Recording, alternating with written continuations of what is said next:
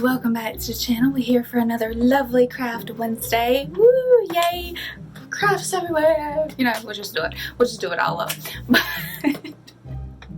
Okay, rain it in, it's cool.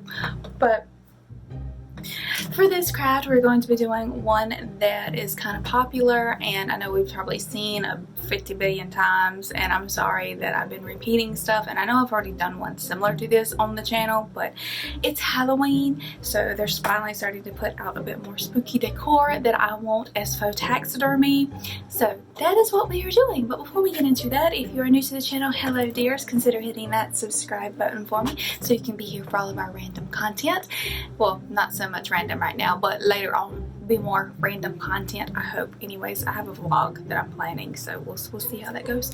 But anyways, and if you're my current subscribers, hello dears, you know you're here for whatever this madness is what you're here for. But so for this video, if you cannot tell from the picture, we are going, and I just went really country with that. Oh boy, I'm letting my accent show through. But we're going to be doing these lovely pieces of art. I love how that one turned out. It looks amazing. And look at, can we just say look at that sparkle? Look at that sparkle. It is so sparkly. Oh my god. I love that one. I think this is my favorite one so far. But then we also have this one that's kind of glittery too, but it's not nearly as sparkly as that. That looks amazing. I love that. So yes, we're going to be making this. We're going to be doing a dragonfly and a very glittery scorpion. And I did buy all of the stuff to do this, and as you will see in the clip, I had to repaint this because originally it was not black. It was a gold champagne color, and just it was not working with my aesthetic, so it's black now. But yes, so I'm going to show you how I did these. It's a very simple craft, it's a very easy craft, and just uses lots of glue. But we'll go ahead and cut into that, and I will meet you back at the end. Alright everyone, so here we are again for another fabulous craft video, and this is going to be pretty simple and something that we've kind of done on this channel before. So for this, you're going to need your little animals that you're going to be making into your Fauxidermy. For me, I have a very sparkly scorpion and some dragonflies. So you can see he's very, very sparkly. I got him from At Home. He was $3.99, so he's fairly cheap for that big old scorpion. And then I got the green sparkly dragonflies. I got them from the Dollar Tree. They came in the pack of 2, and obviously they were $1. So, and the next thing you're going to need is your frames. I have one that I'm showing you is from the Dollar Tree, and I had to repaint it to make it black because originally it was a gold color. So, you know, you can always be colorblind when you're picking out your frames as long as it's the style that you want. And then the next frame that we are going to be using is this one that I got from Family Dollar, and it was $3 as you can tell. And again, it's a nice ornate frame. I believe it fits the, what is it? It's the 8 by 10 inch frame. I figured that was going to be big enough for my big old scorpion. Then you're going to need a pair of handy dandy scissors to be able to cut your paper. And see, you're also going to need a Sharpie if you have to draw out any patterns or anything, which I do later on. And then you're going to need some scrapbook paper or any kind of decorative paper that you want to use. I picked up some scrapbook paper from Hobby Lobby, and I think some of it came from Michael's as well. And then you're also going to need your handy dandy glue gun to be able to glue everything together. I've already got mine preheating off to the side. So that is all the stuff that you will need for this particular craft, and let's just go ahead and get started.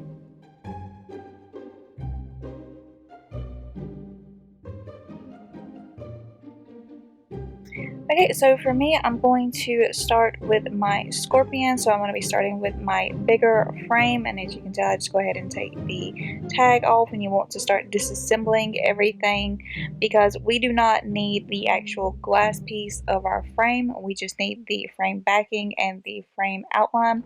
So just go ahead and disassemble that and take out your glass and take out the little piece inside with the little fake family.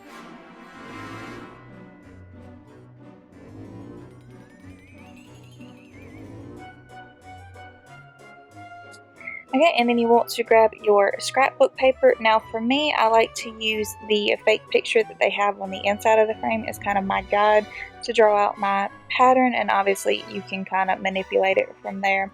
So just go ahead and trace out your background or trace out your pattern onto your paper so we can cut that out, and that way it makes sure it is the exact size that we do need to fit your frame.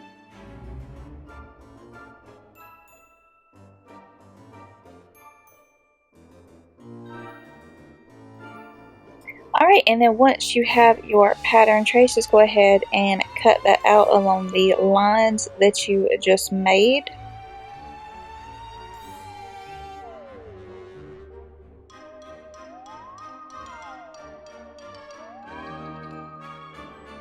Alright, and then once you get your paper cut out, just go ahead and lay it on the back of like your backing for your frame, just to make sure that you don't need to change the size or manipulate it anymore, because you know you always need to adjust that. See, and then just go ahead and obviously take the glass pane out, since we do not need that part. Okay, and then you're going to line up everything with the frame to make sure it all fits nice and snug, and that you did make your measurements correct, and you know, adjusting for size as needed. I think for me, I had to cut off just a little bit on the sides just to make it fit perfectly in there. So as you can tell, that's what it's going to look like once we get it all glued into place.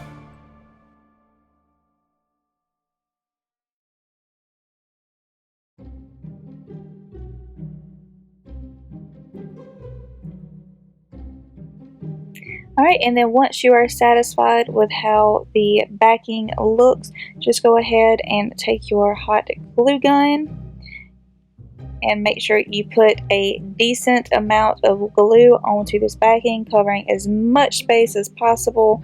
That way you get a nice good seal on it. Make sure nothing falls off or it comes apart. And just make sure you press it on there, and be careful because hot glue is hot. Obviously, it's the name, hot glue. So just make sure you're careful of that part and you don't burn yourself or anything. And you know, adjust your background to the size of your frame, because you do have to work quickly with hot glue.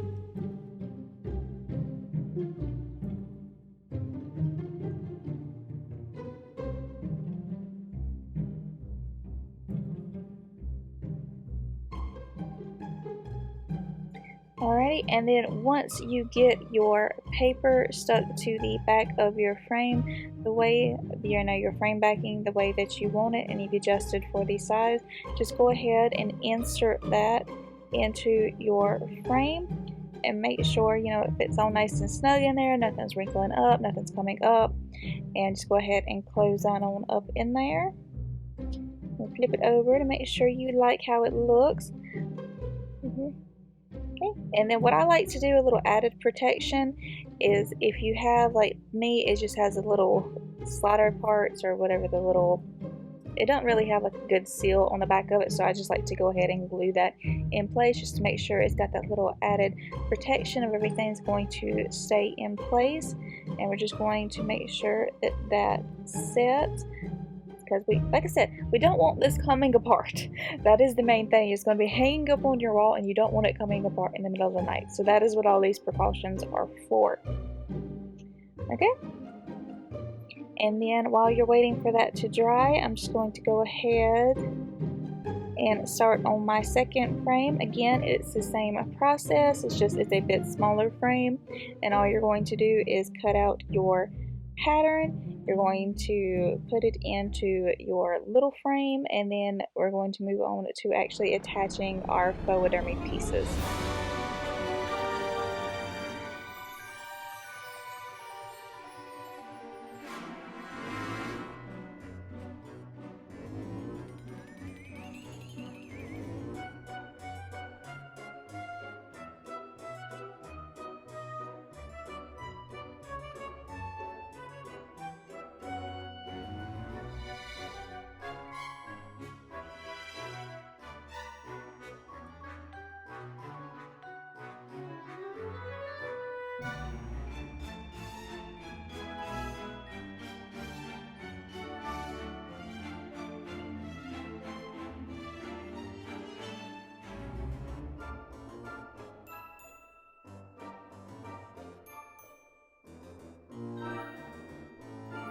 Alright, so now once everything is settled and dried, you want to go ahead and attach your Fauxidermy.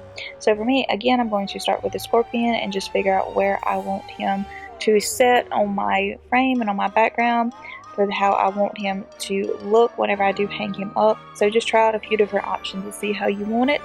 And then once you figure that out, you want to grab your hot glue gun and you want to apply a hefty amount of hot glue. And for me, I'm going ahead and doing both of my dragonfly and my scorpion at the same time since I've already got the hot glue gun worked out. But like I said, just go ahead and you want to apply a generous amount to whatever little figure you are using, and just make sure you pretty much just gob it on there is what I did. And thankfully the way it worked out is you can't see any of the hot glue really once I have it hanging up on the wall.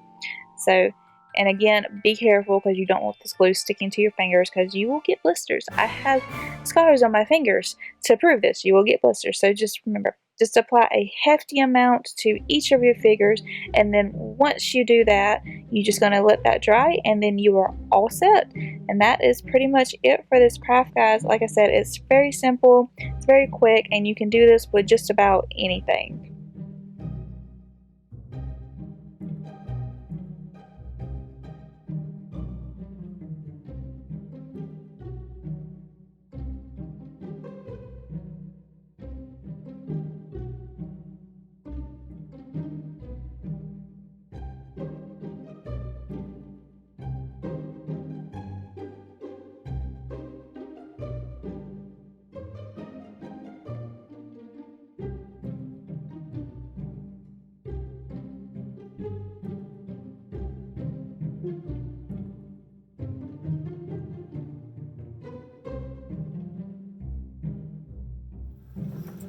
Okay, so like you've seen, it's fairly simple. All you need is a pretty frame. I'm using this one because the other one's a little big, but all you need is a pretty frame. And if you find a frame that you like this one, and I have just these,